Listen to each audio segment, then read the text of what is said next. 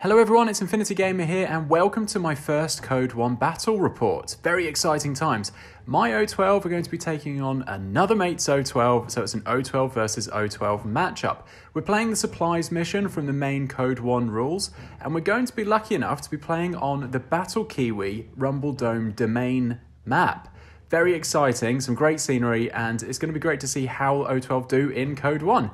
So let's talk a little bit about the list that I'm bringing. I've got 10 units, of course. I've got the Peeler Copperbot with Total Reaction and 360 Visor. My Gamma with HMG is my Lieutenant. Hippolyta with Breaker Combi Rifle, Nanopulsar. Omega as the Specialist Operative. Beta Trooper with Hacking Device. Epsilon with HMG. Kappa with a Missile Launcher. A Crusher with Forward Deployment 8 inches in the SMG. Quever Goldstein and a Razor. Here's the map. So in terms of the whip rolls, he wins the whip and decides he wants to go first, so I choose deployment side and turn. I choose to make him deploy first, of course, and so he's deploying at the top of the table. The first unit he deploys is his Gamma, facing into the dome itself. Then he places the Omega. Then he's got his Beta Trooper. Now that has two Yudbots, because it is the Doctor version. He then has a Kappa at the back, he has Hippolyta at the side, a Gangbuster in the middle. He then has a camo token inside the building there, which we kind of know as a Razor, because I'm bringing one as well. And then he has also a Peeler Copperbot with Total Reaction over in the corner. So we're very similar in terms of the lists that we've brought, which is exciting and nerve-wracking. And obviously he holds back a model. I start by deploying my Razor first in the middle as a camo token, then my Epsilon at the very top. I'm very careful to deploy my Epsilon so that the white noise sign is blocking the Gamma and I can see the Omega. Then I deploy my own Gamma just behind the Epsilon, then Hippolyta towards that left-hand side. I've then got my Kappa, the Missile Launcher, on the far right-hand side. Then I've got my Beta Trooper fairly far forward, my Omega in the middle in the center, then my own Gangbuster on the rooftop there. In terms of held back units, he then deploys his held back Epsilon on the roof, which is scary and horrible, and I deploy my Peeler Copperbot Total Reaction looking at it. So that's deployment sorted. Let's go into turn one. Okay, so his first turn, obviously he starts with the full 10 orders and his Lieutenant order, as you can see. Spends the first order on his Omega, drops it prone, which attracts an ARO from my Epsilon and also my Peeler Copperbot's Total Reaction. I declare that I'm going to shoot with the Epsilon and with the Peeler Copperbot, and the Omega announces that he is going to split fire on the Epsilon and on the Peeler Copperbot. When we check ranges, we find that the Epsilon is heavily penalised thanks to choosing the HMG instead of the multi-sniper, and the Peeler Copperbot is actually unable to shoot because he's suffering a -12 modifier, but it's only a ballistic skill 11, so he's useless. My Epsilon is -6 to hit as Omega. I actually hit with a 4, and because his hits on my Epsilon are above and below, mine goes through, but he rolls a save, which is a shame. He then has some shots on my Peeler Copperbot. I'm very lucky that I saved that. In his second order, he pops the Peeler Copperbot out and back, which only the Epsilon can see. I choose for my Epsilon to shoot back at the Peeler. He shoots 2. I'm on straight. He's on -3 after all mods. I roll a 20, so miss. He hits me with 1. I fail my save and the Epsilon goes unconscious. With his third order, he chooses to stand the Omega up. The Peeler can see, but chooses to dodge, as I now know that he's going to be out of range. So he's shooting me on -6 for cover and range. My dodge roll is way too high on a 19. He crits me and gets a hit. I fail my saves and the Peeler is dead. His fourth order, his Epsilon moves backwards. The Kappa with the Missile Launcher can see and declares a dodge. He shoots at the Kappa. He gets a hit and a crit, but I'm incredibly lucky and my Kappa saves all 3 and survives. I then choose to do my 2-inch move and take that into cover. With his fifth order, he declares that for Hippolyta to move, and then because it attracts no AROs, moves again. With his sixth order, Hippolyta moves again. The Beta Trooper can see this time and gets an ARO. The Beta Trooper declares a dodge. Hippolyta chooses to shoot, and I'm very lucky that my Beta Trooper successfully dodges and avoids the shot. He moves 2 inches out of line of sight around the corner. With his seventh order, Hippolyta moves again, uses super jump. Hippo moves up and over the parapet. I choose to dodge with my crusher because I don't fancy the SMG's chances against the -6 mimetism that Hippolyta has. I get a 19, he gets 2 11s. I have to do a BTS save, I fail both, and my crusher is dead. With his 8th order, he activates Hippolyta, chooses to super jump down, and then goes prone touching cover. There are no AROs, so that is a free movement. 9th order, Hippolyta crawls along and attracts no AROs. Decides to not use the 10th or the Lieutenant order. So that is the end of his first turn, and it is now my turn. So having lost the Crusher, the Epsilon, the Peeler Copper Bots, and with one model not on the table, I am actually starting with 6 orders. My first order, I activate the Razor, move out ever so slightly and back and drop a mine. This reveals the Razor, as I have just performed an action, but he attracts no AROs. With my second order, I move my Razor again and drop another mine. Then I bring on Cuervo.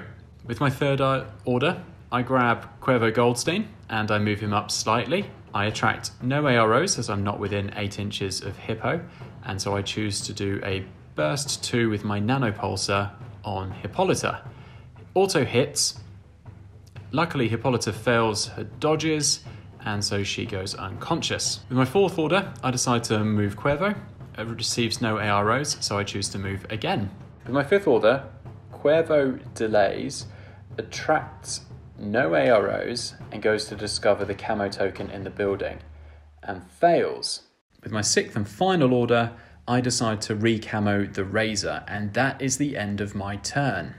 So just as a recap, things have not gone very well in this first round for me. I lost some fairly key units, mostly due to a poor matchup between the HMG and his Epsilon, which had the multi-sniper. I really did not place that very well, and this just goes to show how important deployment can be. Knowing your weapons, knowing your opponent's capabilities. I had placement well.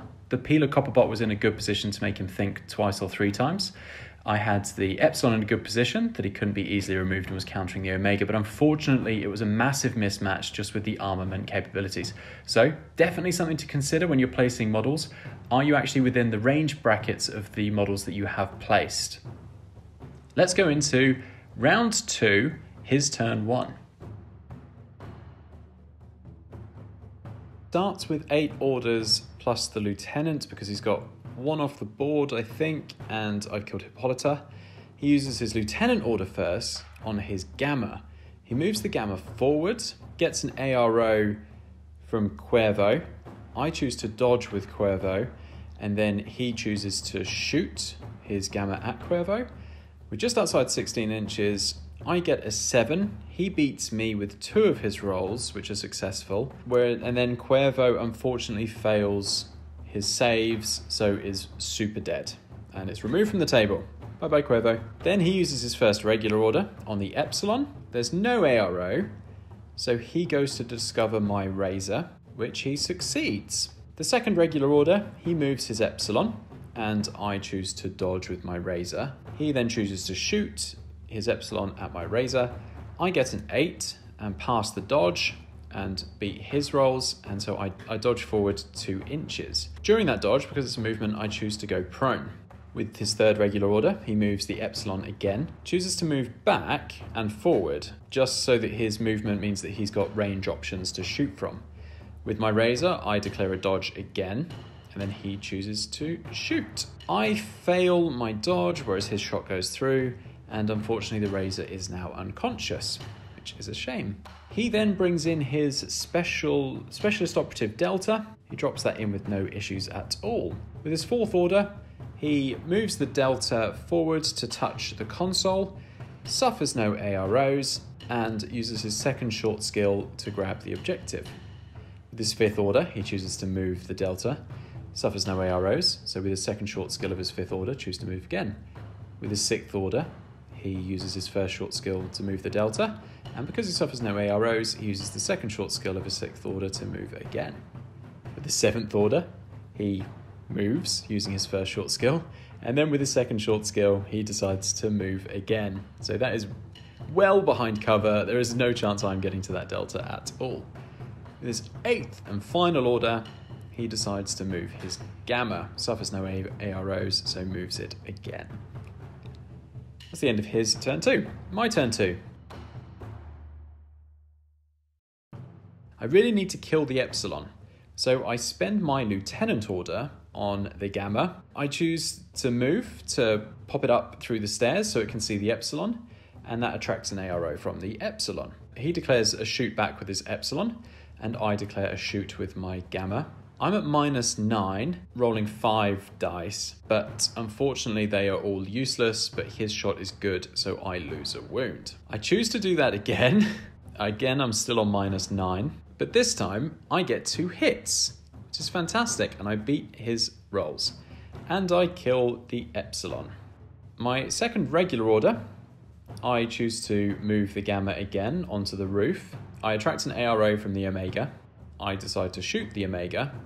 I'm at -12, rolling 5 dice, looking for 2s. His omega is shooting back at me with a few modifiers, but nowhere near as bad. Luckily, all of us miss. I say luckily, I would have liked to have killed it, but that's probably the best outcome. The gamma decides to move forwards. I'm trying to get into range. I attract an ARO again from the omega. I'm rolling 5 dice, hitting on 5s this time, because I've moved now within range for the HMG. I managed to crit with 1 of my dice, which is fantastic, but 4 of the others miss. Here, luckily my crit cancels out his successful roll. He estimates 2 saves. Luckily he fails 1 of his saves and takes a wound. Sadly though, his gamma gets an ARO. We check afterwards. It wasn't declared at the right step, but being a friendly game, I point out that actually his gamma probably can see me. I've declared all my shooting, so this is definitely me saying something that I probably shouldn't and didn't need to, but we like a fair game. So we let his gamma do an ARO, which is going uncontested because I've been silly. And unfortunately, it's definitely to my detriment. My gamma goes unconscious as a result of his gamma shooting me. In any other game, we probably would have just said that that was his gamma lost his opportunity, but we didn't check AROs properly. We were too focused, and I didn't really want to. He did offer to enable me to go back and split my shooting if I wanted, but because I'd made him lose a wound, I didn't feel like that was completely fair. So it's probably a questionable thing. In a more competitive game, it probably would have gone differently, but you know, we try and play as fair as possible. With my final order, I move my kappa out from behind the truck. That attracts an ARO from his kappa at the very back, who decides to dodge. I decide to shoot my missile launcher at the kappa at the back. I'm suffering a -6 modifier. His dodge fails, but sadly my shooting misses as well, so nothing really happens, and that's the end of my turn. But then into the final round, he spends his lieutenant order on the gamma to move that up, and then because it attracts no AROs, he decides to move that again. So that was his lieutenant order.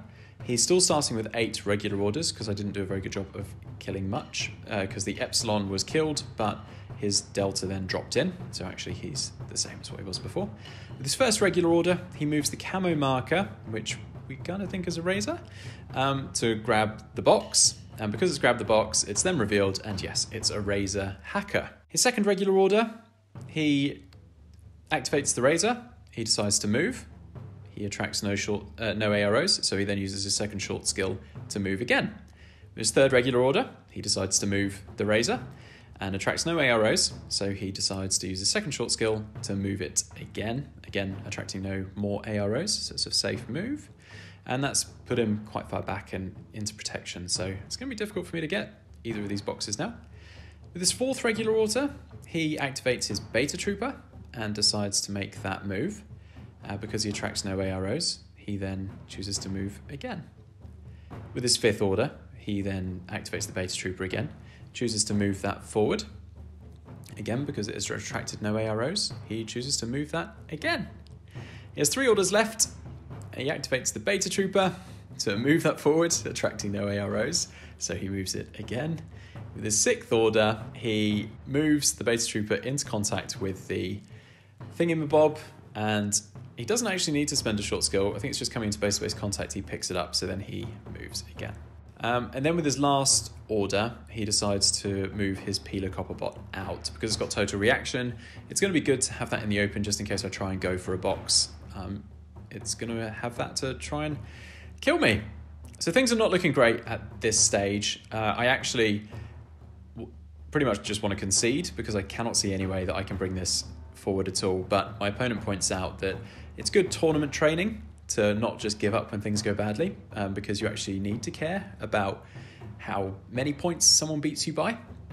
So even though this is just a friendly game of CodeOne, he is actually thinking about my competition that I have in October, which is an N3 competition, and so he is trying to train me for that. So I do appreciate it, even though no one likes a sound whooping. So what do? I don't have many orders left. I decide to move my Omega up, and then I attract an ARO from the Beta Trooper and the Gamma. So I choose to split fire between the Beta Trooper and the Gamma. I hit twice, which is fantastic. Sadly, he saves both, and his ARO was to dodge. So he gets a 2-inch move on his Beta, which is annoying. I hit the Gamma with one of my shots, which is good, and he takes a wound, which is not a bad result.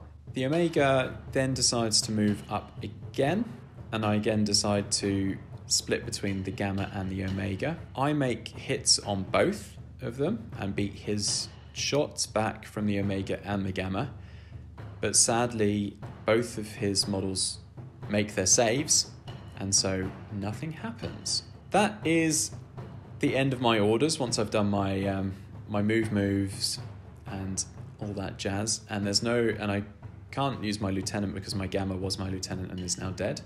So yeah, it wasn't a great start. There wasn't much I could do. I basically just needed to try and shoot him off some of his objectives, but I didn't really have that as an option, especially once the Beta Trooper kind of dodged prone. So yeah, there wasn't really anything I could do in that last turn. So even though he is obviously trying to train me by not conceding, it was a very hopeless cause. There wasn't really any iteration where I could have done much to level the playing field. So, final scores, 10-0, which is the maximum amount of points that one person could score, to my opponent. He gets points for having all three, for having more than me, and for having all of the objectives. So that is the end of the game. What did I learn? I learned that range is incredibly important when you are deploying. I purposefully left the Epsilon open and my total reaction Peeler Copperbot so that they could ARO to things that were moving, but I had the mismatch in that the HMG was just too short a range for anything that it was trying to attack, and that was on both the Epsilon and the Peeler Copperbot. So the Epsilon was massively mismatched because Epsilon versus Epsilon, usually fairly good, but when one's an HMG and the other is using the multi-sniper and is got the range on their side, it's massively imbalanced by that stage. The Peeler Copperbot was a good model to take. Obviously, he took exactly the same, but he just used his more defensively and didn't stick it out. I think that's also the problem when you do stick models out to use them as ARO pieces. It's then quite easy for your opponent to dictate the mismatches, so you've got to make sure that it's hard for them to pick corridors and channels that favour longer range models or anything that can cause an imbalance in the shots, really. It's making you make a bad decision by basically you either shoot knowing that you're heavily modified against, or you're dodging and you're missing the opportunity to shoot with something that was actually designed there for an ARO. So my placement was very bad. The map was very challenging because there was basically a kill zone right in the middle with the stadium and the levels looking down, which made it quite difficult for you to get cover quite a lot of the time. And then there was also quite a bit of dead space around it because it was actually quite difficult to move through the stadium itself. There were only 1 or 2 areas where that was possible. We didn't actually know that we were playing supplies before we created our lists for this game. So I kind of had to try and create a take all comers list, and then ended up realizing that my list was not very take all comers at all. His was definitely a lot better in that regard. So that was challenging too. I'm obviously not a very good player either, so I need everything on my side possible, and that includes deliberating for 3 days beforehand what the mission is so that I can prepare my list and work out my strategy. Whereas maybe more experienced players can just, take something and kind of know how they're going to run with it. So making excuses, as I always do. Anyone who's watched my N3 battle reports will realise that this is my typical game where I lose and so I sulk and make excuses. And those are my excuses for this one, was that the terrain was terrible, the map was horrible, I didn't know what I was doing, and I didn't have a list that suited the mission, and none of that's my fault. And yeah, despite the fact that I got rolled over by my opponent, means that clearly it wasn't his problem. So yeah, it was nice playing O12 versus O12 actually, because I got to see how some of those models could be used. I was quite reassured that going up against a really experienced player, we'd actually made some similar decisions in terms of the lists that we brought. So we obviously both took the Total Reaction Peeler Copperbot, we both took Epsilons, Gammas, Omegas, Beta Troopers, Hippolyta, Kappas. So we took very similar models, but there were very small refinements to each. So obviously he took his Epsilon with the multi-sniper, I took mine with the HMG. His Gamma had the Fireback, mine had the HMG. What else was different? His Delta was just a plain Specialist Operative Delta, whereas I took Cuervo. So there were quite a few similarities in the models or the units that we'd taken, but obviously we took different combinations of those models, different loadouts, and he was much better at using his loadouts and his profiles to his advantage, whereas I just threw stuff down. To be honest, my obsession with the HMGs was more of a hangover with how I used to play in N3, where I had more orders and things like that to play with. Again, more excuses, listen to me. So I think in future, I will probably take the Epsilon with the multi-sniper more than I used to. I will probably take the Gamma with the Fireback more than I used to. The HMG is good because you're getting 5 shots on a Gamma. So that is a possibility that I might still take the HMG, but you've then got to be prepared to move your Gamma around a bit more. I think the Fireback is slightly better at longer ranges. I definitely won't be taking Cuervo as my Delta Drop Trooper again. I liked the Crusher, but he didn't do much, but I think he's got potential.